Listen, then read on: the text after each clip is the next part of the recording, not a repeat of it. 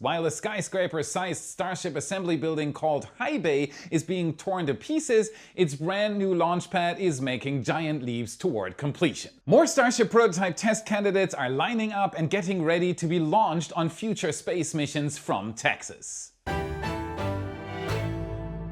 My name is Felix, welcome to What About It, let's dive right in. Starship updates. Let's start with a really important question. So what about Starship Flight 9? We've been waiting for a month now since Flight 8. When can we expect another Starship flight? Both Ship 35 and Booster 14-2 are the candidates for Flight 9 and have already passed their cryo-proof tests at Massey's test site. Even better, Booster 14-2 has in fact already been re-static fired at the launch site. Ship 35 is the key piece of the puzzle now. Currently nestled in the back of Mega Bay 2, it is undergoing further tests and checkouts while prototypes for future flights have been showing us glimpses of what's to come. Its static fire campaign timeline is still to be determined. Here's the answer to the question I get asked everywhere in video comments on our member Discord and my X account right now. What's my estimate on a Flight 9 launch date? All the facts and indicators point to a launch window roughly 4 weeks out. SpaceX has not yet closed the investigation on Flight 8. There are no indicators of a build-up like NOTAMs or NOTMARS. Ship 35 has not done a static fire yet. All is quiet here. My current earliest estimate would be around the middle of May. So we dealt with the most important elephant right away.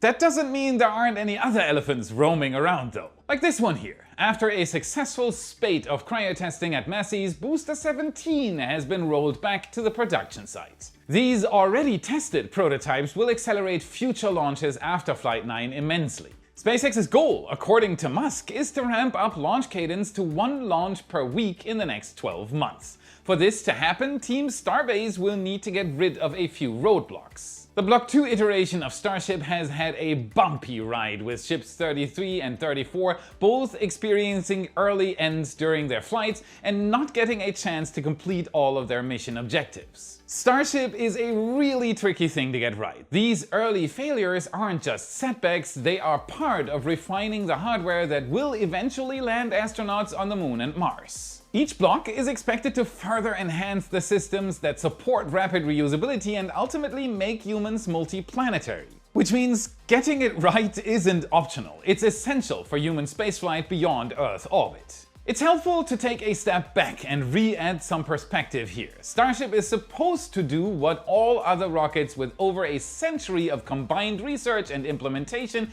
haven't been able to do yet. Factor in that SpaceX is probably one of the most highly visible companies in the world, and also that they test rockets in the same way people test paper airplanes. Perception can be confusing to say the least. As a result, you end up with a development process that is hard to understand for an outsider. It's normal for people to ask, are they really that far ahead? Other companies' rockets aren't blowing up. Why is it okay for this one to do so?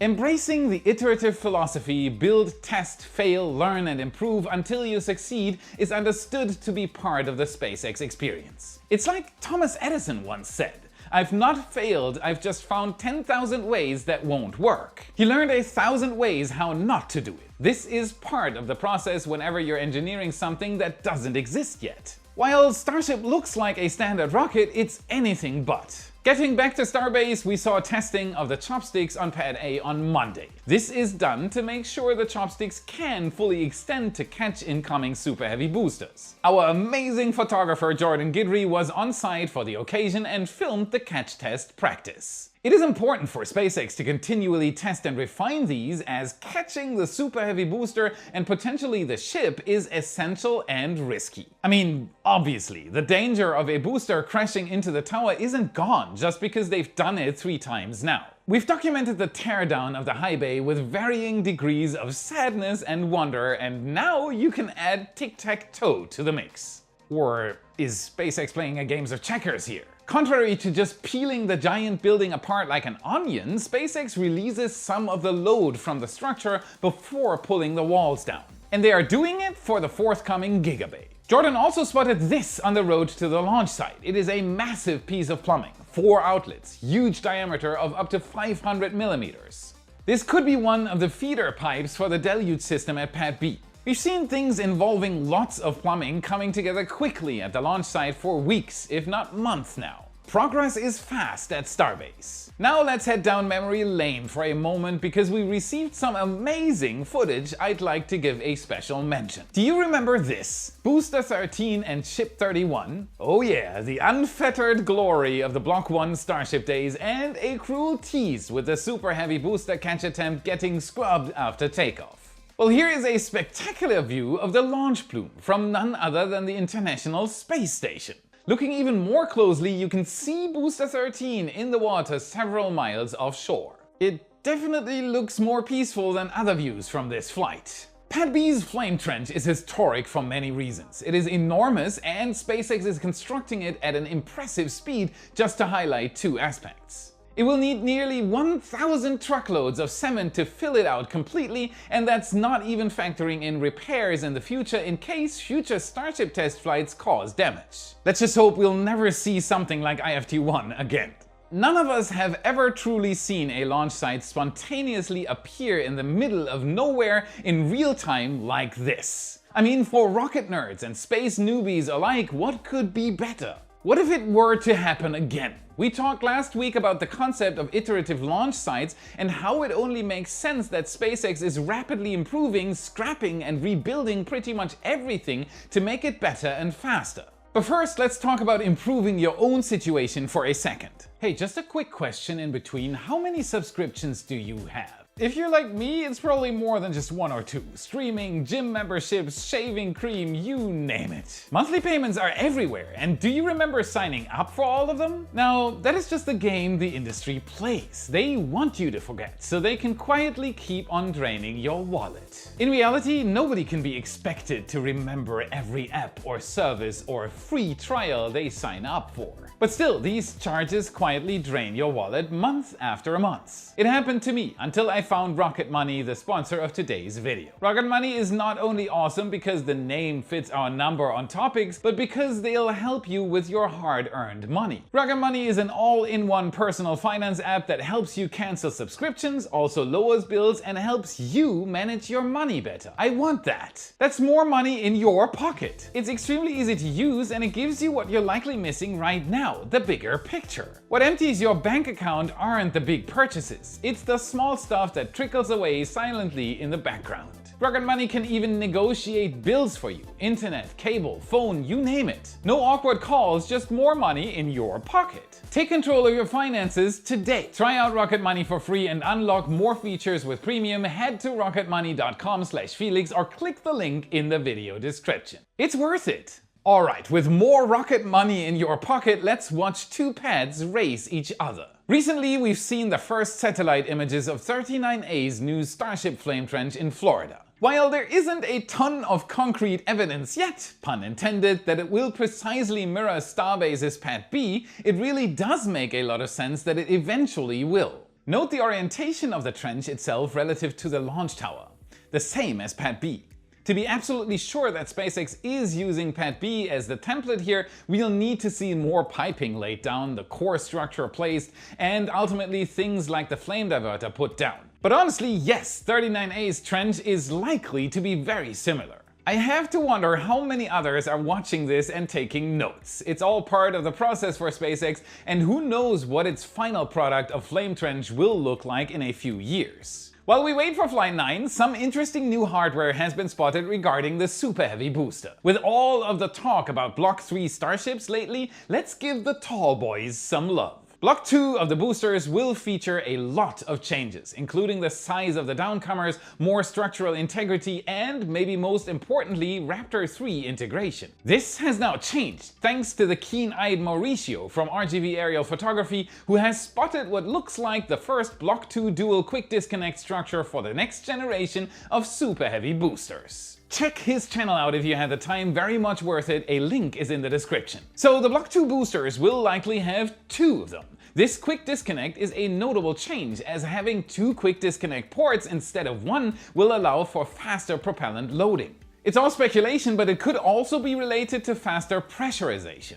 You never know what you'll see lying around at either Massey's, the launch site, or the production site. A lot of stuff can be found if you just look closely enough. For example, our channel metrics show over 4 million returning monthly viewers who have not subscribed yet. Help improve the channel and double check that you've hit the subscribe button to stay up to date with our updates. Like this video if you appreciate the content and become a wise supporter for extra content. Secure your access to up to 7 picture galleries per week, satellite, aerial and ground photos and 3D animations. Chat with me and gain more insights on the topic you love. The entire team is waiting for you. You rock! Amazon is finally poised to take a long-awaited major step into space. A United Launch Alliance Atlas V rocket is scheduled to launch soon from Cape Canaveral, carrying the first full batch of satellites for Project Kuiper. If the launch goes as planned, it will mark the beginning of Amazon's effort to build a global satellite internet network. The goal is to reach places that traditional infrastructure can't, like rural communities, remote islands,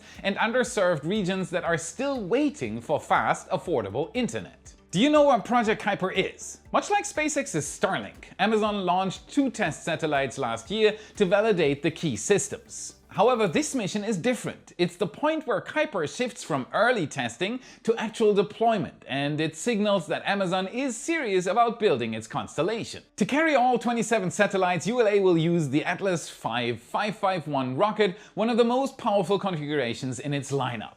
The 551 stands for a 5-meter fairing, 5 solid fuel boosters and 1 Centaur upper stage engine. It allows Amazon to place more satellites into precise orbits with fewer launches, helping the company build coverage faster. Even though this is ULA's most powerful Atlas V first stage configuration, it's still just a fix. Amazon actually wants to use next-gen rockets like Vulcan and New Glenn, they're just both delayed.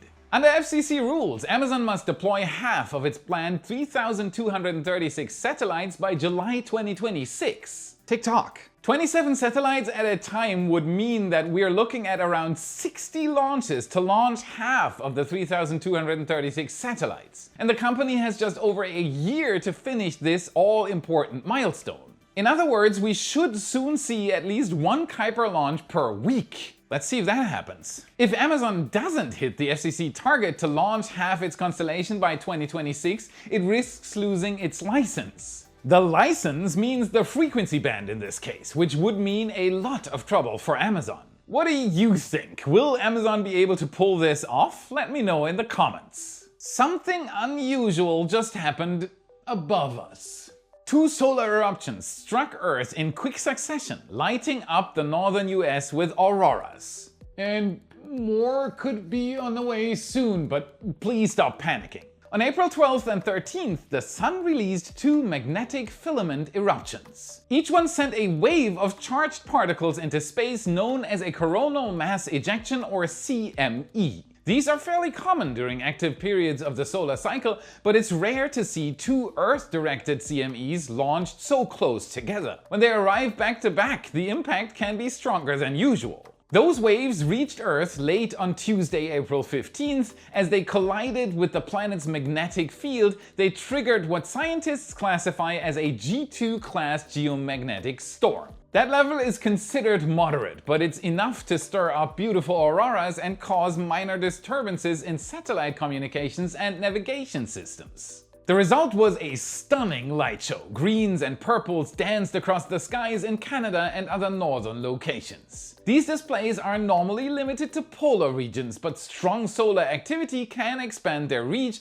allowing people farther south to catch a glimpse. And no matter how hard I glimpse down here in Florida, nope, I'm not on that list. The storm may peak once more before fading, helped by a southward tilted magnetic field that lets solar energy stream into Earth's atmosphere. While the storm wasn't strong enough to cause major issues, it is part of a growing trend. The Sun is approaching the peak of its 11-year activity cycle. And this 11-year cycle, known as the solar cycle, tracks the rise and fall of solar activity. We're currently in solar cycle 25, which began in late 2019 and is expected to peak around the middle of this year. 25 because that's when we started observing them. As the cycle builds, the number of sunspots, flares and coronal mass ejections increases. These events can trigger geomagnetic storms on Earth, disrupting satellite communications and power grids while also fueling auroras at lower altitudes. That means more eruptions, more CMEs, and more chances for storms like this one in the months ahead. Buckle up.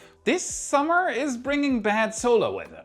Vast is expanding the crew for its first space station. 3 new research partners have signed on to join Haven 1, bringing fresh experiments and momentum as the station moves closer to launch. The announcement came at the 40th Space Symposium in Colorado Springs. Vast confirmed new partnerships with Japan Manned Space Systems Corporation, Interstellar Lab, and ExoBiosphere. They join existing partners, Redwire and Guidry, filling 5 out of the station's 10 mid-deck locker slots. Good luck, Vast, we can't wait to see the station in orbit. Haven 1 is scheduled to launch no earlier than May 2026 on a SpaceX Falcon 9 rocket. The single-module station will host short-term crewed missions in low Earth orbit, offering a new platform for microgravity research. If successful, it would become the first commercial space station of its kind.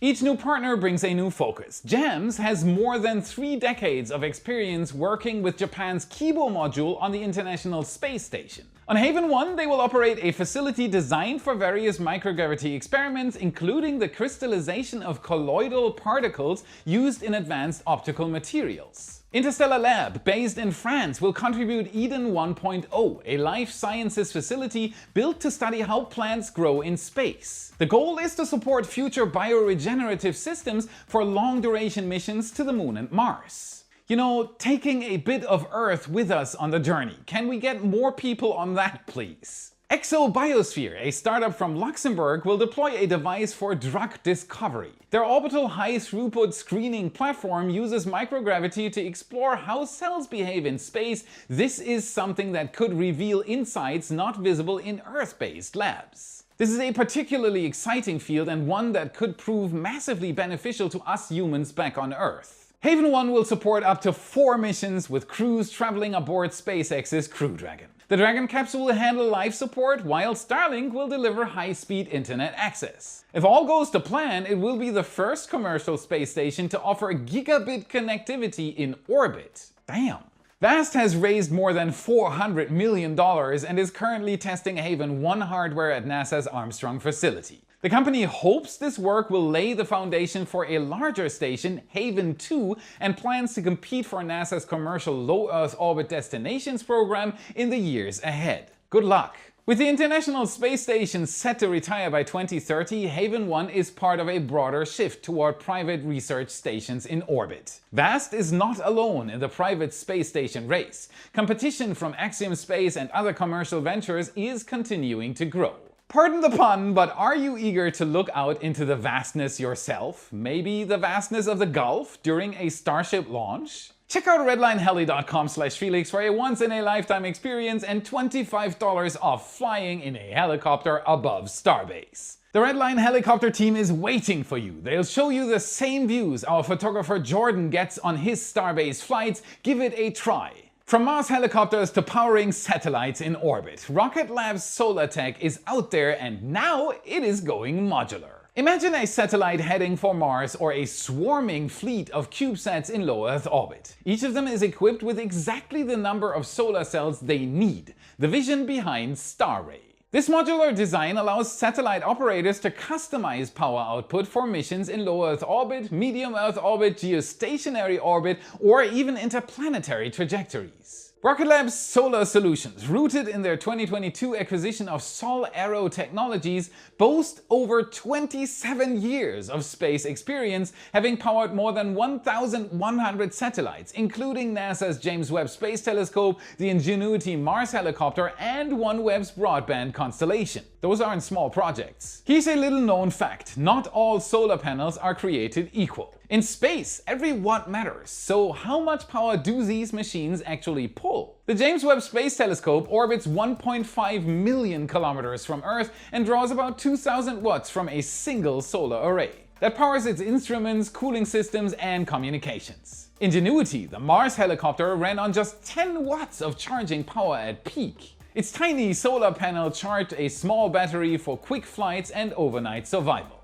OneWeb's broadband satellites, on the other hand, generate between 400 and 1,000 watts each, depending on orientation and sunlight. 3 very different machines, one power source, all dialed in for their mission. Did you know that Rocket Lab operates a 14,000 square meter facility in Albuquerque, New Mexico, where they produce everything from solar cells to fully integrated arrays? Their panels support a range of spacecraft, from CubeSats to large constellations. This launch follows Rocket Lab's recent contracts, like powering NASA's Gateway lunar station, showing their growing role in both commercial and government missions. The upcoming Gateway lunar station is targeting up to 60 kilowatts. Most of that will come from its power and propulsion element, powered by roll-out solar arrays that span about 60 square meters. For comparison, the International Space Station produces up to 120 kilowatts from roughly 2,500 square meters of solar panels. That is a massive surface area for that amount of power. If the ISS switched to newer tech like Starray, it would need only 1,000 to 1,200 square meters